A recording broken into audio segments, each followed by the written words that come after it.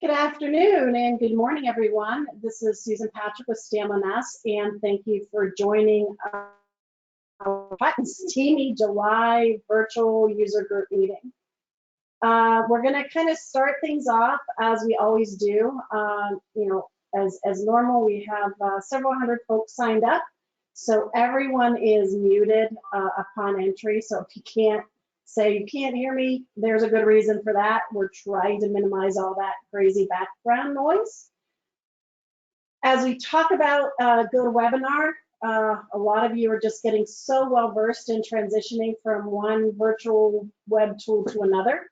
But for those of you that aren't very familiar, the GoToWebinar is pretty easy. You have the ability to use that little arrow pointing to the right where the number 1 is. To kind of expand or push your screen, that little panel off to the side. Number 2 allows you to get to full screen. Number 3 is raise your hand. We should probably take that one away. We don't really use that because there's so many people. But the really important things for you guys is that the handout for today is under the handout section. And any questions that you have today pertaining to the topic that is being presented, please make sure you put that in the questions panel. Again, I'm Susan Patrick, and today we are lucky to have Stacy with us to present on our topic. So I really appreciate the time and effort, Stacy, that takes for you to prepare and to be here. I know you are a busy lady. And thank you, Kaylee, for kind of keeping us all organized and moving along. So as always, I'm going to go ahead and kick things off with the upcoming events and any updates. And then Stacy is going to jump right into the user-defined items. Again, questions, please put them in the questions panel. And for me, please make sure that you put or fill out the survey when you leave the webinar today. That information is really valuable for me to make sure we're hitting the mark and hitting on topics that you guys want. User-defined is actually one of those. There was a lot of responses, looking at how to user-define, what's the best practices. So this is, as always, for you. When we look at some upcoming events, we actually have a Pittsburgh user group meeting tomorrow.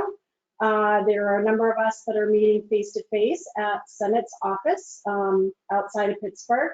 So for those of you that can attend, it's going to be really happy to see you in person after a hiatus of, goodness gracious, 2.5 years, I guess it's been. And then our next virtual meeting is August 17th, same time, same channel. Topic is to be determined. I have something I'm thinking about, but we have not yet solidified that. So we'll get that out to you as soon as I do. And we always talk about other upcoming STAMLNS events, webinars that are available to you. So coming up tomorrow as well is a M&A discussion on post-deal integration and client retention. I would say, having gone through acquisitions myself, this is absolutely crucial, just to kind of make sure that you're aligning things correctly as you make those changes in your organizations, whether you're on the buying side, the selling side, or just, again, being merged together. We also have next week, July 27th. I think this is the second of the series on organizational architecture, on culture. So sign up for that, and please make sure that you're signing up for the other ones as well. If you missed the prior one, I'm sure that's on demand on our website. We like to make sure that if you miss it for some reason, those webinars are there. And then we also have, coming up at the beginning of August, and I can't believe I'm saying August already, we will have our technical team talking about ransomware and security solutions for your firm. And as we move into August 4th, we also have some trend spotting items for looking at successful strategies. So we have some of our great team members there. I mean, a lot of you probably already heard Scott Butcher in the past. Bill Long is new to our organization, so another not miss webinar. I'm going to go through these real quick because these are things, just reminders. Again, Deltek has their Vantagepoint upgrade resource page. that you can get all the latest and greatest information on the journey to upgrade to Vantagepoint. And then we always, I think I skipped one there. Oh, maybe not. We always recommend that our clients register for CAP. So right now there's an active CAP session going on. The next one is September 7th. So please make sure if you're wanting to get involved in that free program from Deltek that you get registered for the next session that comes up right after Labor Day. And then for those clients that are in the cloud update dates. So certainly there's one this weekend. There's one in August. They are skipping September, and there are additional dates into October, November, and December. So if you need those dates, those are published by Deltek, and I did have them in my other slide deck. October forward, that will be on 5/5, just in case you're curious. Deltek is continuing their Clarity Tour. So there are a couple webinar dates here around the information in Clarity. You can also get a copy of the report on our website. And then the Deltek Idea Portal. I know Deltek has talked about this in their town halls as well. I think this is great of Deltek to kind of take and create a special portal for you as the user base to put out your ideas and kind of see what other people are looking to do as ideas and maybe chime in. So make sure, you know, as active users, it's really important that you give Deltek that feedback. So here's a great way for you to do so. And last but not least, Project Con. And I did slip up yesterday. Somebody slapped me virtually, by the way, not physically, because I did say Insight. So Project Con is November 15th to 18th, back in the lovely venue of the Gaylord in Nashville. If you haven't registered, still early bird going on till the end of this month. Stam and us will be there. I will be there. God willing, Stacy will be there, and a number of other individuals on our team. So for those of you that are coming, love to see you stopping by our booth. And without further ado, we're going to jump into, I know, don't cringe everyone, but my polling questions. And so I promised Stacy that I would get my polling questions out of the way right out of the gate, so that she can have her full time to kind of go through user-defined best practices. But these questions also help her really kind of know her audience. So Kaylee, if you can go ahead and pull up the first poll, I would appreciate it if you haven't already. Oh, look at that. It's already collecting responses as I speak. So we're talking about the ERP that you're using. It looks like we are neck and neck with Vision and Vantagepoint.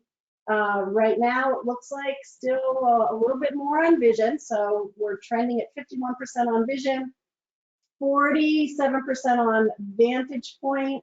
We got 1% on Jira, and I am so curious of those that are in the other category, because I got 2% in there. I had to add Jira because a lot of firms use Jira CRM, which is either Vision or Vantagepoint, but now you've got my interest peaked, that 2% that's other. I might have to reach out to you. So if you want to go ahead and close that poll, show those results, that would be great. And then we'll kind of move right into my next polling question about user-defined fields. So does your firm currently use user-defined fields? And I guess I could have expanded that to user-defined components. It might be a grid, it might be a tab, it might be something other than just an individual field, because there's so many different ways that you can do user-defined info center, user-defined hub, all of these great ways to kind of expand the use of your system. So as I look at the voting that's coming in, you have an audience here, Stacy, where 85% say yes. There's 3% that say no, 8% that aren't sure, and I don't know if this 4% is being funny just to tease me, but there is a small percentage that are saying, what are user-defined fields? So for those that you say no, I think you're going to get a lot of great information today. Those that aren't sure what they are, you're going to see the magic. And then those that are using it, hopefully you'll come away with some great tips and tricks. And then last but not least, the last polling question that I have is pertaining to documentation. I see this a lot where firms add user-defined fields or even workflows and things, and they don't document what they are and what they mean. And then there's turnover or new people in the organization, and there's just confusion. So it's great to document them, whether it's a true process document or help or tooltips even on the screen to help kind of identify what those are for and why. So as the voting is coming in, it looks like 30% or so yes and 30% no. 23%, can't now talk, thank goodness Stacy's going to present, are saying that they don't realize they really should. And then about 12% aren't sure. So we can go ahead and share that. And I'm sure you guys are excited because without further ado, I'm going to go ahead and put myself on mute and turn things over to Stacy for these best practices. She's got a lot of great content to share with you today. Great. Thanks, Susan. Go ahead and share my screen here. I guess you need to be presenter first in order to do that. So let me make that happen. All right. Can you see? Let's see. It looks like it's popping up. I see your email. Oh, well, we don't want that. No, because you got a lot of stuff going on there. Yes, I do. Let's see here. Give me 1 second. I don't want that. I don't want your webcam going. Oh, you can tell I hardly ever use GoToMeeting anymore. There you go. Yeah, all right, all about bear with me. All right, so let's get the right screen set up here. All right, can you see that okay? Yeah, we can see your screen share, and I'm not sure if you want the webcam on or not, but we can currently see your webcam as well. It's great to see. All right, sounds good. All right, so let's see here. And you said the webcam's on as well, is that what you were telling me? Yes, it is. That's the little one right under your mute. All right, let's see. There you go.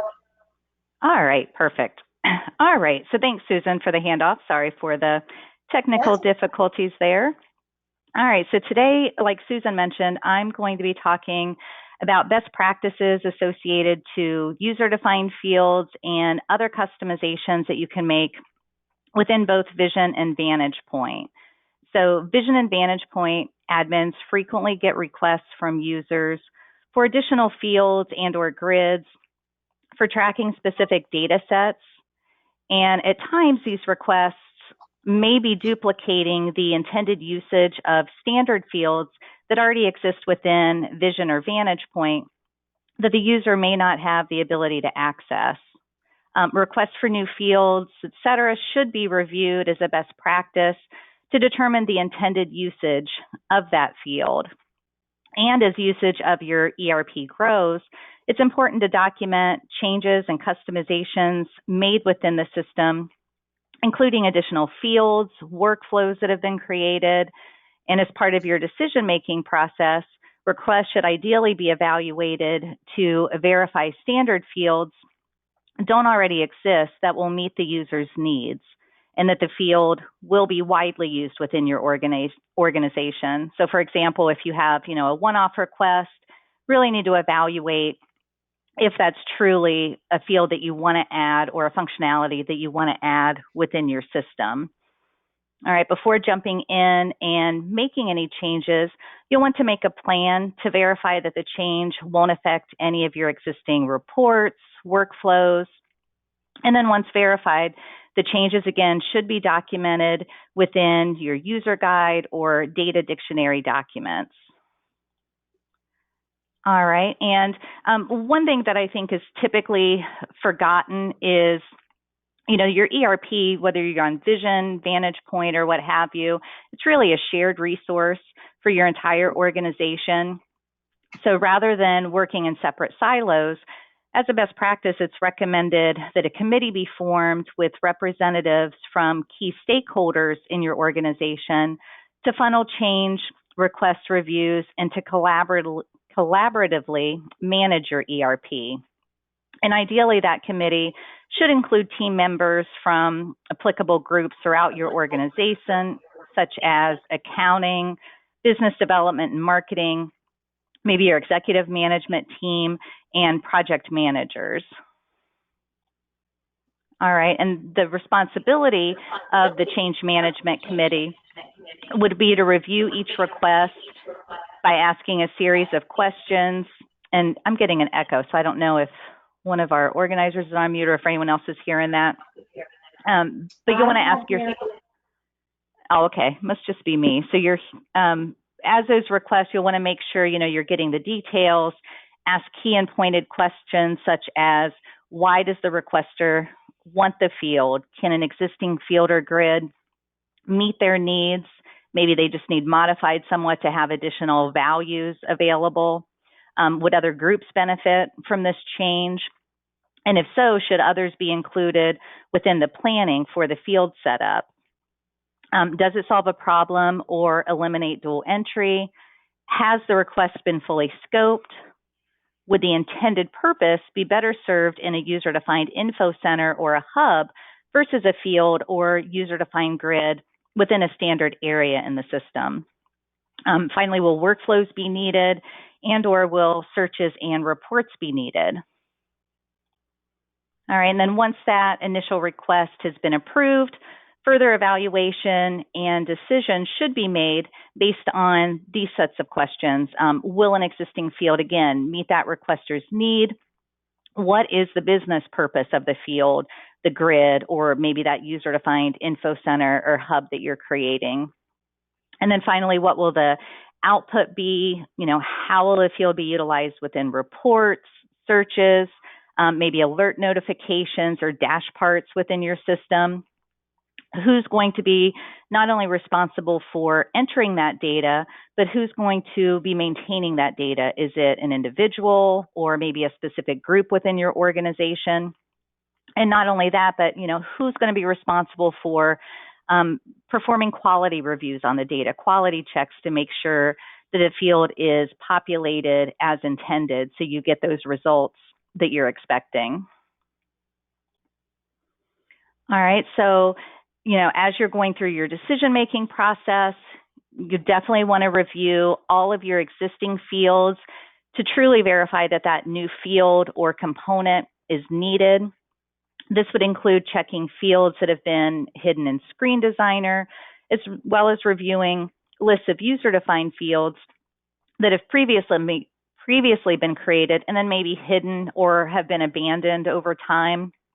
And here on this slide that you'll get as part of the handout, I've provided directions for accessing user-defined field data for both Vision and Vantagepoint. All right, so as part of the evaluation, it's going to be important to determine whether or not the new field or grid will be widely used throughout your organization. I know I've already said that twice, but I just want to drive that point home. You're going to want to make sure that it's going to benefit a large group of users. If the request will only benefit a single user, again, you may want to offer an alternative solution to the requester using existing fields within your system. If the request has the potential to benefit other groups, consider working with additional team members to fully scope that change so that the entire organization can benefit. Key decision points also include assigning responsibility for maintaining the data to an individual or group and identifying the users that will be able to view and or edit that data. All right, and then once that request has reached this stage of the approval process, your group's going to want to determine specific details for that field or user-defined info center or hub, such as defining the field or set of fields that will be created, and identifying what type of field, and also the content. If it's going to be a drop-down field, what are going to be those options so the user can select when populating the field? what's going to be the actual name of the field. Are there any controls or properties that you're going to want to apply within Screen Designer or within the user-defined components area, such as requiring an entry within that field for all records, maybe locking that field so the data is visible but can't be viewed, such as if you were pulling in system data through a workflow, then you could lock the field so the user could still see it, but not make any edits. You can also hide specific fields to security roles within Screen Designer and provide tooltips and help text to assist in utilization for that field. And then finally, you'll also want to determine where's that field going to be placed, what tab will the field be located on, and where on that tab makes the most sense for the field. All right, and then finally, you'll want to determine and document any security updates that will be required with the addition of the new component. For example, if you're creating a new tab within an info center, you're going to want to make sure security roles have been given access to that tab, as typically the majority of roles do not have access to all tabs throughout the system. And not only that, you'll want to, identify which role should be able to view and edit the field. And again, those settings can be documented within Screen Designer as well. All right, and then once the previously described steps have been completed, it's going to be important to update your existing documentation. And as part of that, you're going to want to provide an explanation of the field's purpose, summary of those field or set of fields that have been added, and summarizing associated workflows that have been created. That should include, triggers that would fire the workflow and the actions then being performed by that workflow once triggered. You'll want to be able to provide documentation on details on how that field is initially being populated, if it applies, and your process for maintaining that data, including assigning those individuals or groups that are going to be responsible for that field. And finally, the process for quality checks, whether it's regular reviews of the data or what have you.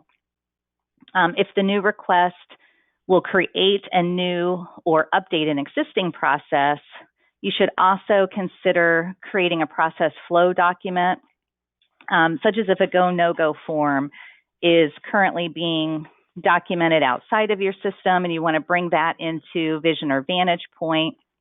You'll want to document that form, the associated workflows, and if there are any requirements before an opportunity or pursuit project is approved based on the completion of that form. If your firm doesn't have current documentation on your ERP, it's never too late to start.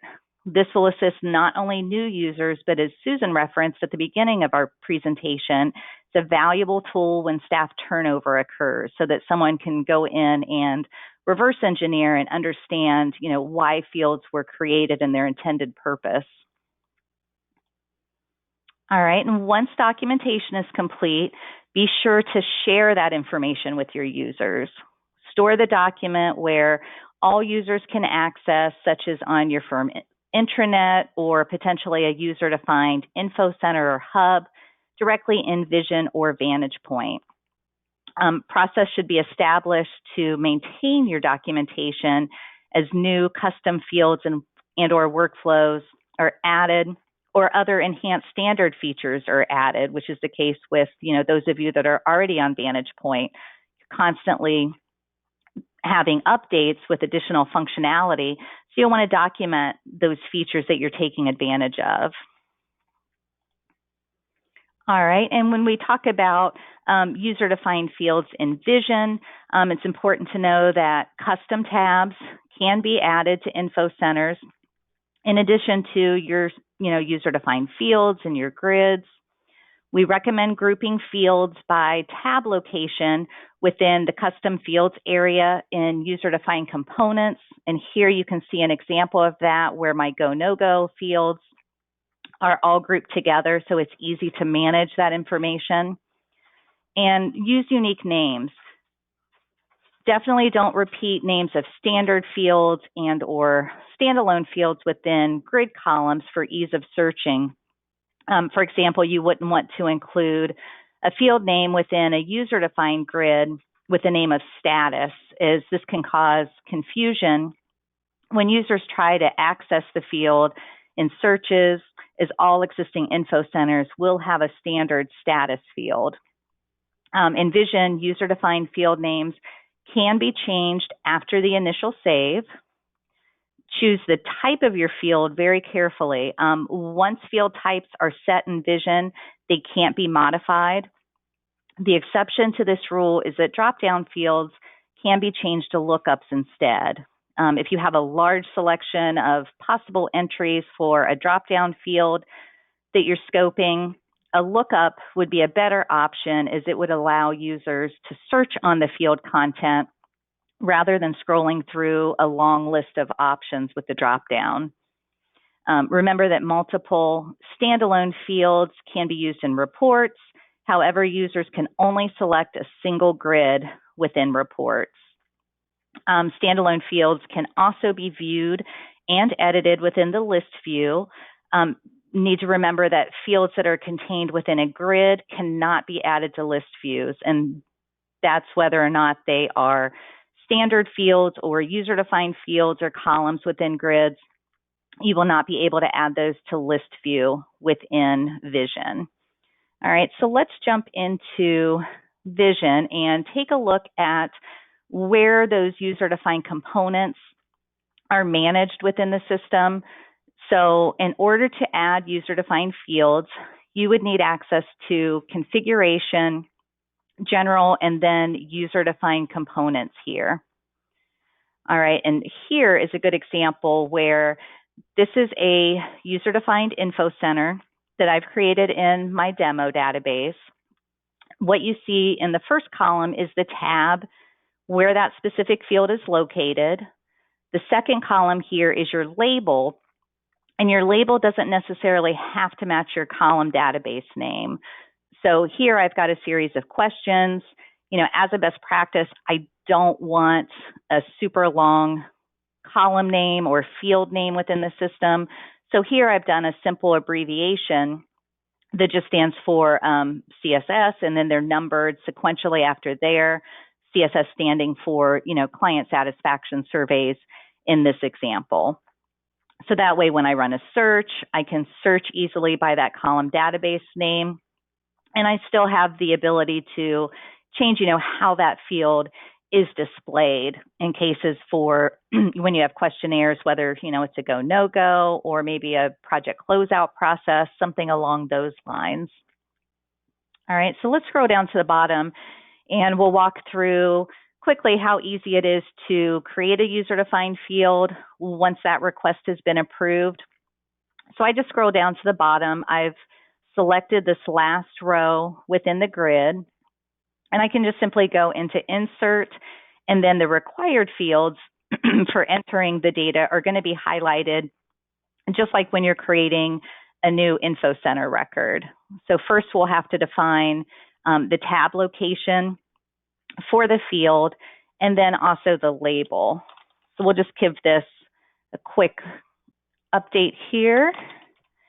And you'll see once I scroll out of there, once I navigate out of my label indicator here, the column database name, which is the actual name of the field in the tables behind the scenes in Vision in this example, is going to auto-populate, and it's going to remove any spaces and then also include that CUST or custom prefix before the name of the field.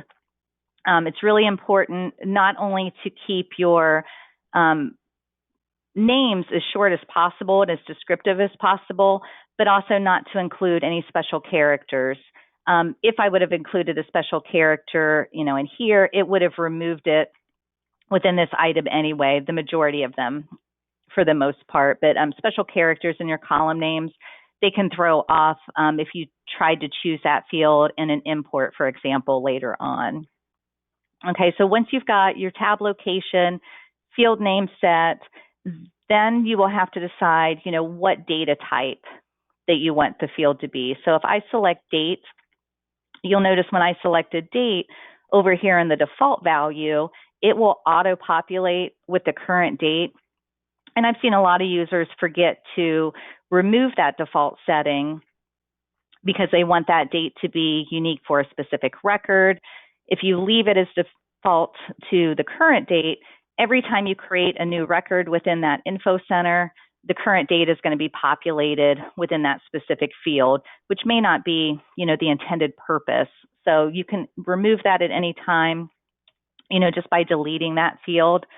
And you can also set defaults for other types of fields. So I'd set this one up previously as a drop-down.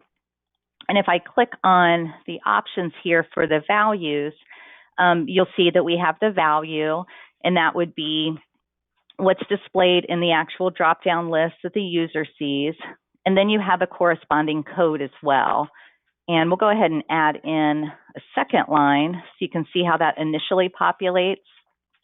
And you can see by default when you're adding in those drop-down values that the value that you show here that the user sees will be copied over into the code field by default and might include special characters if you add an ampersand or something along those lines.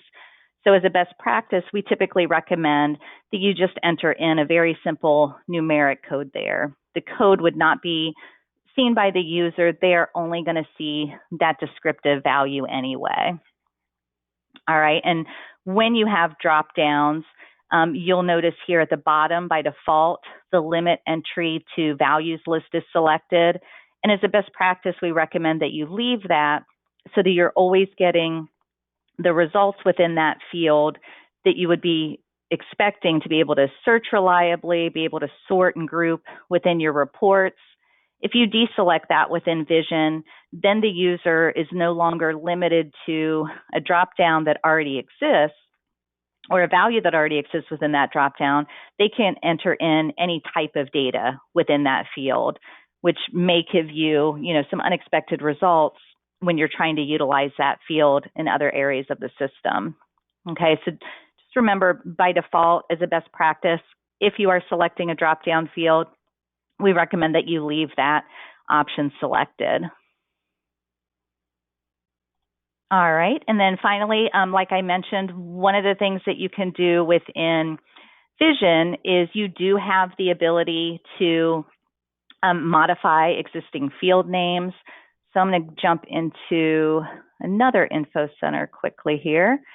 And if I select edit database names here, then I'll get a pop-up warning me that if I make changes, it could affect existing searches where that field is used or existing reports, workflows, things like that.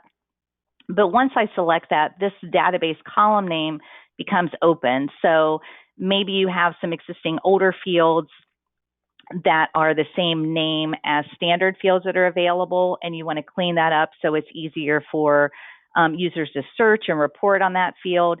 You can, within Vision, update the actual field name by selecting the edit database column names above. You just want to be careful, especially if that field is in use within other areas in the system. All right, so let's jump back into the PowerPoint here. And in Vantagepoint, just like in Vision, you can add custom tabs to your hub so you can organize any custom fields, user-defined components. But unlike Vision, once you provide a name for a custom field and save that within Screen Designer, you're unable to change that name later. Field types can also not be modified once they are saved. And user-defined fields in Vantagepoint are indicated with a blue star next to the field name within Screen Designer. So you'll see that here in this example. Multiple standalone fields can be used in reports, and like Vision, only a single grid can be selected in reports. There's also list view available within Vantagepoint that allows you to view and edit those fields that you have access to. And one difference in Vantagepoint between Vision is, for those of you that have already upgraded, you know that projects have that milestones grid where all of those standard standalone date fields that were in projects and opportunities, such as your estimated and actual start and completion dates, they're now located within the milestones grid. You can add those standard milestone date fields within list view as well. All right, so let's take a look at Vantagepoint Screen Designer. And we'll go in here under Other Actions and go into Design here. All right, so here you can see that it's easy to identify within the Screen Designer in Vantagepoint any of those user-defined fields or custom fields that have been added within your system. They will have that blue star directly to the right of the actual name of the field. And you'll also see that blue star indicating that any grids that have been added in or custom grids are shown here as well. It'll be shown over to the right. All right, and if you want to change drop-down settings within Vantagepoint, if we go into like the level of influence, for example, when you highlight that field, you'll notice over in the field properties, you have your gear setting. So that would be where you would go in and update any of those list values. And here you'll see that same option, limit entries to values list. One other difference between Vision and Vantagepoint is once that is set and you've saved the record, so whether or not you've chose to limit those entries within the list to just those values that you have here, or you've chosen to allow the user to select anything by not having that selected, once your field is saved, you cannot go back. So you can't change that to then require them to be limited just to those values that are shown within your dropdown. So that's something to keep in mind as you're setting up new dropdown fields within Vantagepoint. All right.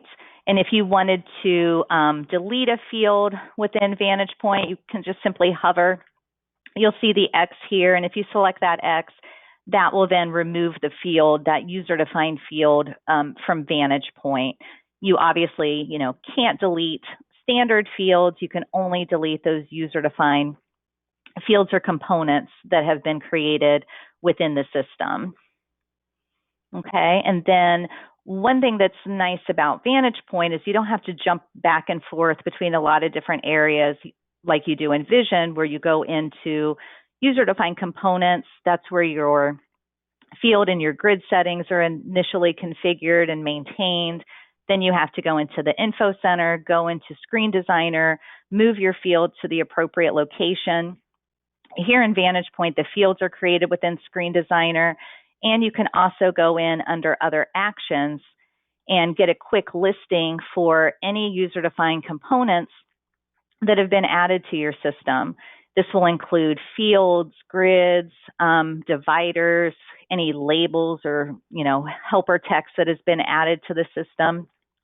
And from here, you can make this list full size. You can see all of the various fields.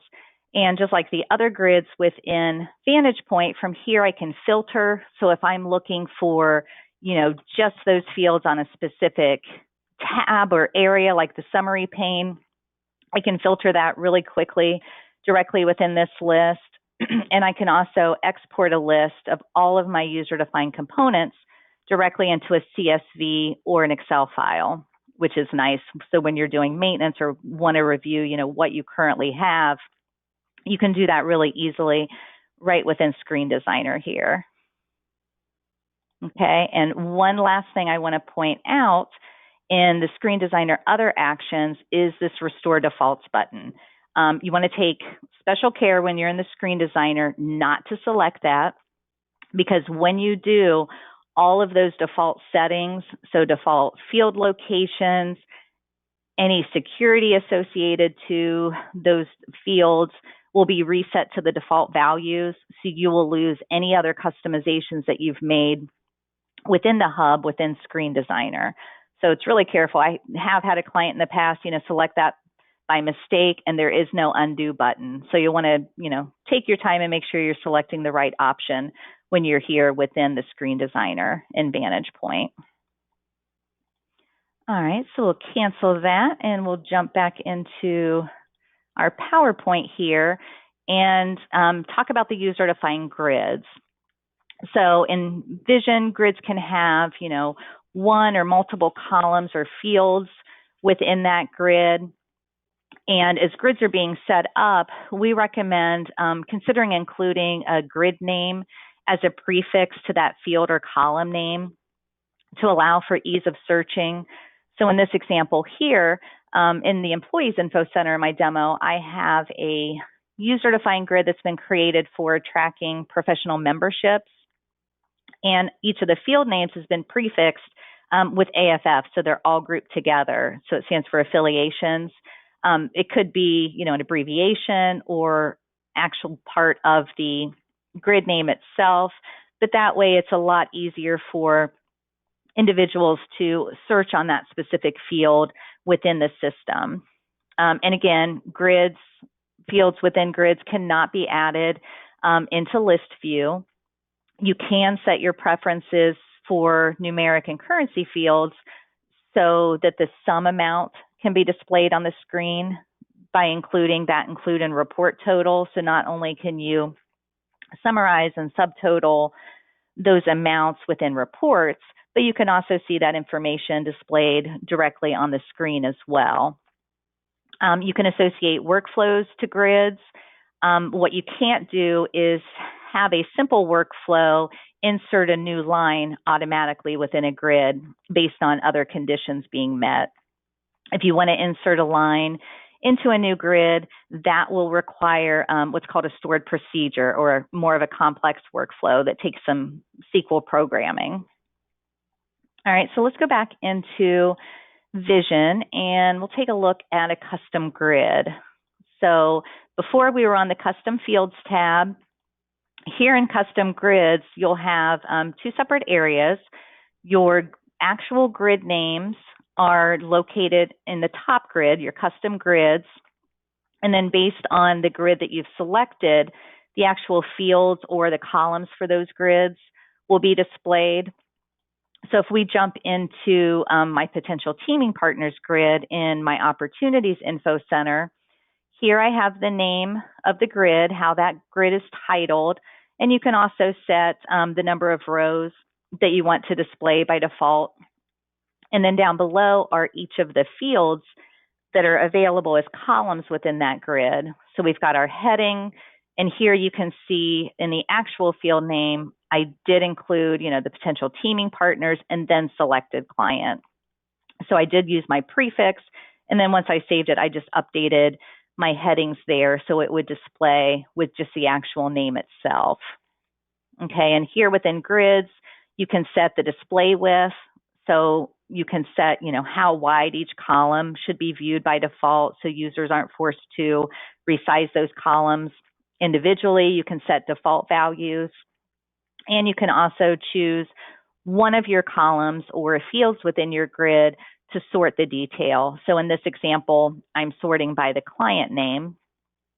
And then finally, you can include in report total, and then that will give you the ability to summarize those amounts, if it's numeric or currency, not only in reports, but also have that displayed directly on the screen, like we saw in the example for the professional memberships. All right, so let's jump back into the PowerPoint, and we'll talk about user-defined grids in Vantagepoint. So just like Vision, grids can have one or multiple columns. Search results in Vantagepoint work a little differently. So here you can see I just typed in date, and it will show me all of the fields that have that text within the name, but it will group it by, any associated grids that field is located in. So it makes searching a lot easier than what you have in Vision. And again, you can total so that the sums are displayed on the screen. You can have workflows as well, just like in Vision. Just remember that some workflows, like inserting a new line into a grid, would require a stored procedure.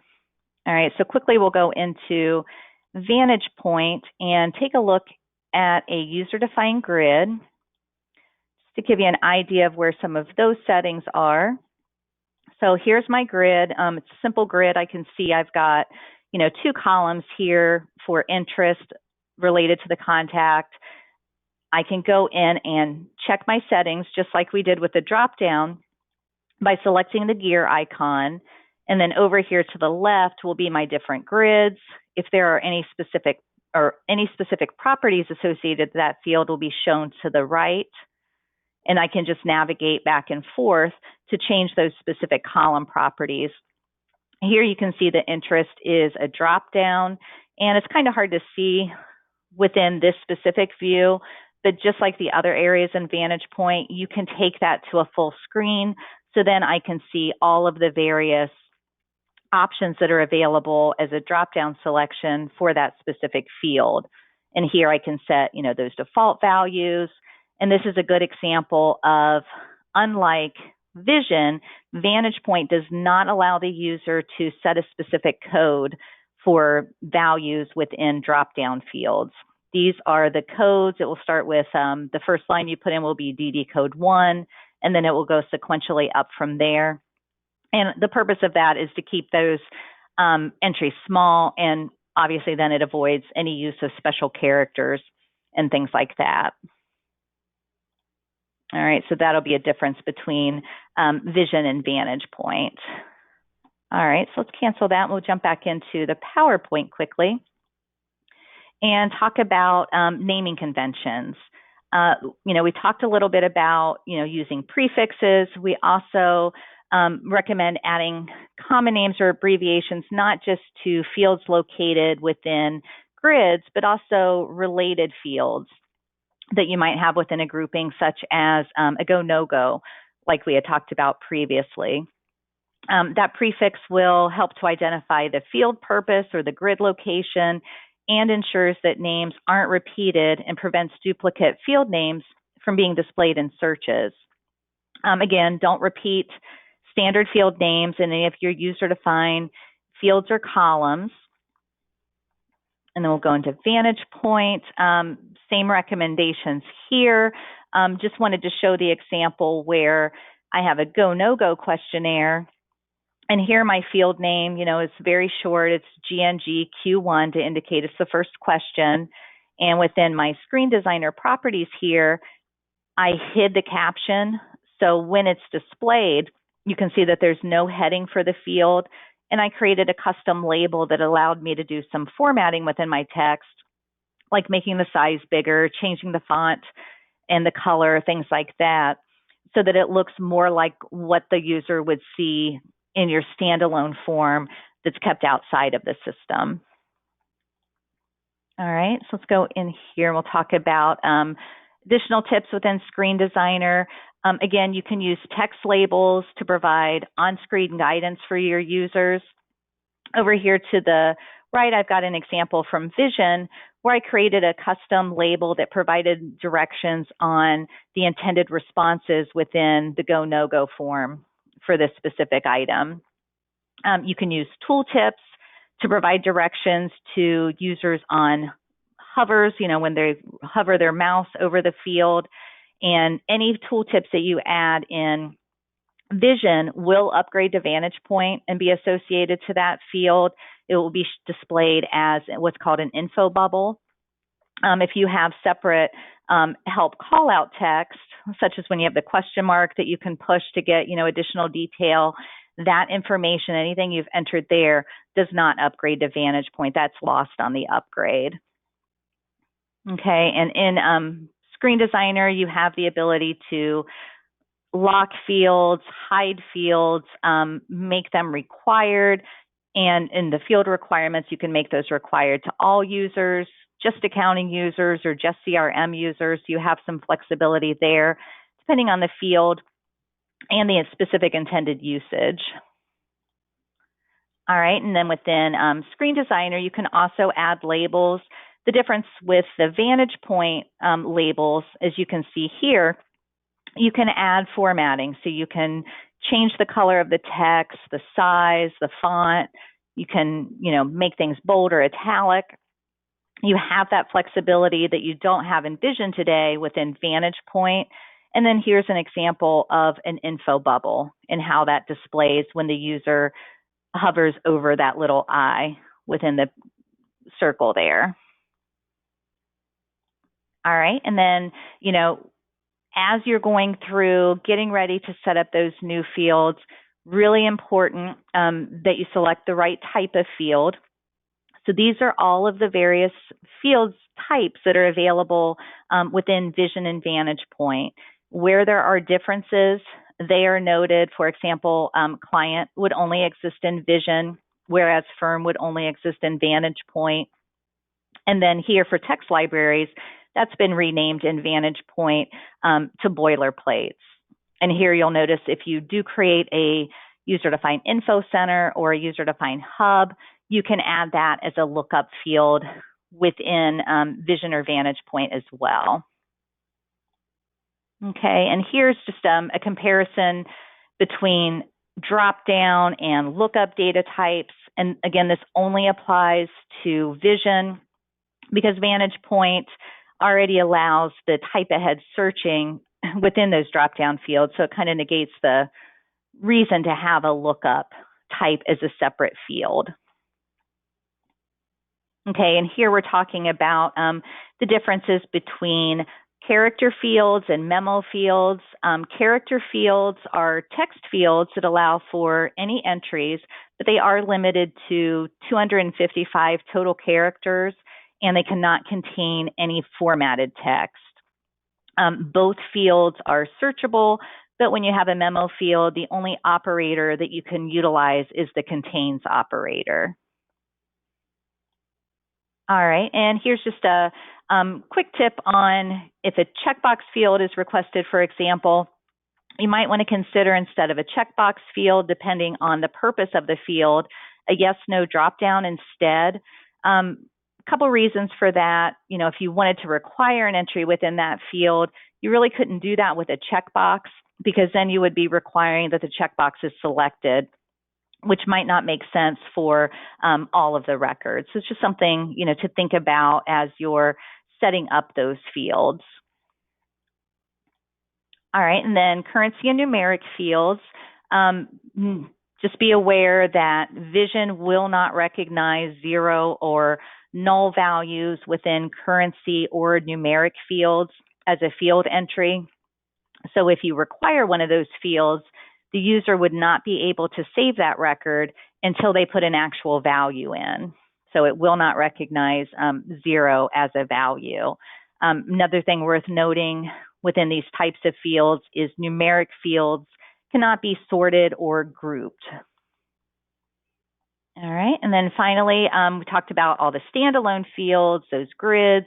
You also have the ability to create user-defined info centers and hubs. So depending on the type of the request, a user-defined info center or hub may be a better option for you. Examples might include tracking your firm terminology or maybe formulas that have been used within calculated fields, workflows that have been added, documenting those, as well as any custom programming like stored procedures. Might also want to take a look at leased vehicles or maybe other company equipment or specific items such as client satisfaction surveys or lessons learned. And if we go back into Vantagepoint here, we'll jump into a user-defined hub that I've set up in my demo for tracking those client satisfaction surveys. Here you'll notice that my client satisfaction survey does have a summary pane.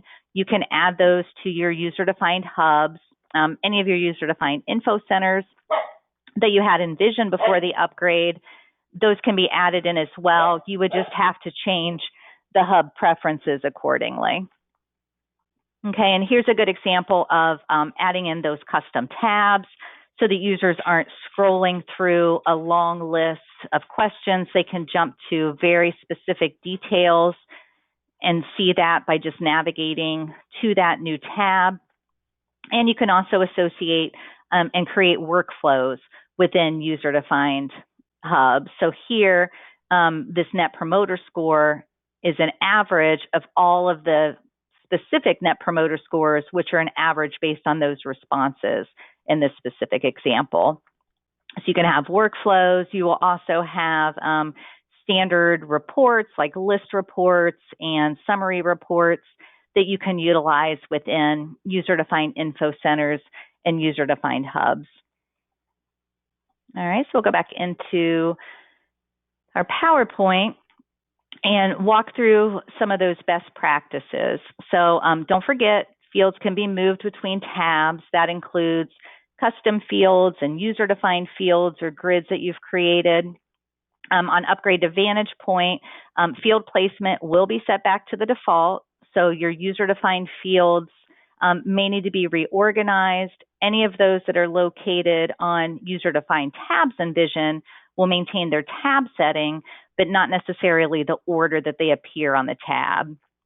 And it's also worth noting that, your Vision user-defined fields located on standard tabs, such as the General tab, they will all be added to the Overview tab in Vantagepoint and will have to be moved accordingly as you're going through the upgrade process. And again, we talked about this earlier, when you're creating date fields, make sure that you're removing that default value if you truly don't want the current date being added to that field every time a new record is created. And then finally, you can set default values, whether it's a date default or a specific entry or having a checkbox always be selected. You can set those default values within your settings. All right, and then very important, avoid changing names of standard fields. Changes in Screen Designer, for example, by updating labels, those will not be reflected throughout your system. You do have the lookup and report labels option for making changes, but those don't necessarily flow through the entire system either. So by repurposing those fields, it can cause confusion when you're performing searches or developing workflows, and can create duplicate field names in searches.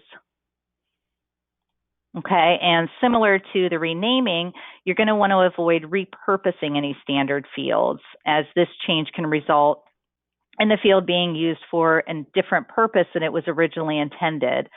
For example, if the standard opportunity type field is used to document the type of submittal instead of the proposal or instead of the opportunity type, this will affect how the project type field is populated when a project is created from an opportunity in Vision. That's just one example where fields are related and should contain identical detail. So you'll want to take care and really do your research before you would repurpose any standard fields. And my recommendation would be to never do it, just to create a user-defined field instead. All right, and then when initially setting up a new user-defined info center or hub, just be aware that the name and number fields are system required if they're shown on the screen. But by hiding those fields, they are no longer system required. You can also set up auto numbering within user-defined info centers and hubs. And this is a tip that we've provided here within the presentation as an example of a user-defined info center hub that you may want to create for states. So that way, if you had user-defined fields that included state values in different info centers throughout your system, by having a hub lookup instead, you're not constantly having to, populate a state dropdown with all of the various states. All right, and then the last slide, as I know we're running out of time, housekeeping. We've talked about management, documenting everything. Don't forget to maintain your fields. So if you had fields that were created at one time, that they've been abandoned, there are some steps here that you can go through and move those fields that are in question to a tab that not everyone has access to. You could call it, an unused fields tab. And you can move standard fields as well. Just remember, you can't delete standard fields. And it's a good indication if someone says, hey, I can't access this field anymore, that field actually is in use. If you determine fields aren't being utilized, it's always important before you remove anything to back up that data export information into Excel. Be sure to include the record identifier, such as the project number, just in case that data ever needs to be added back into the system. And then prior to deleting, you're also going to want to make sure that you review any existing workflows, searches, reports to avoid getting any errors if you delete that field. And then finally, your last step would be to remove the field from the database. All right, and that takes us to the top of the hour, so that was good timing.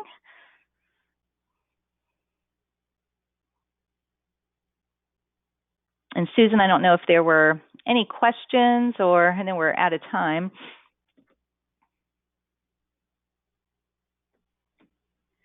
All right, well, I'm going to take that as a no, and I appreciate, oh, sorry.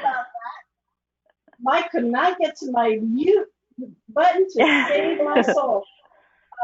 So to answer the question that Jennifer has, that probably others may be asking, the PowerPoint is under the handouts section of the meeting. So if you want to grab that before you jump out, Jennifer, you can get that. I think our marketing team also sends it as a follow-up. One other thing that I want to mention, and I guess I should have thought about this earlier, but it's been so hot, I think my brain might be fried. You know, when all these things that Stacy was talking about with user defined and making sure you're not duplicating things, and even with the transition to Vantagepoint, right? Most people are going through a lot of revisiting processes, looking at and cleaning things up and so on. And so I just want to remind everyone, it was in the running slideshow that was coming up before the meeting, but we do have a tool that we created called UDCA, our user-defined components analysis, that we utilize with a lot of clients that are moving from Vision to Vantagepoint that want to just kind of look at their user-defined components and determine, you know, what's really valid, what are they using, what should they keep. So keep in mind that we do that as part of our Vantagepoint readiness services, but that tool is also available for purchase if you just want to utilize that to kind of look at the data yourself. And with that said, I think there was one more question or one or two more questions, and then I'll let you go, Stacy, because I know you have another meeting coming up. There's a question about running a project list report that shows grids. A project list report that shows what? I'm sorry. Grids. So if you have a grid, how you actually show the grid information. And that would be in your report settings. So if I ran a report on opportunities, for example, you can only select a single grid. So if I just go into the opportunity list here, once it catches up with me, then the first tab that we see, you'll see where we can select the grids that we want to include. So this will include any of those standard grids, as well as my custom grids that I've created. And then if I go to the end of my columns listing, these are the fields located in that grid that I've added. So again, you can only add that single grid to your reports. And that's the same whether you're in Vision or Vantagepoint. Just want to to clarify that. All right. And there was one more question. I know we're over time. Let's see if I can get this in quickly.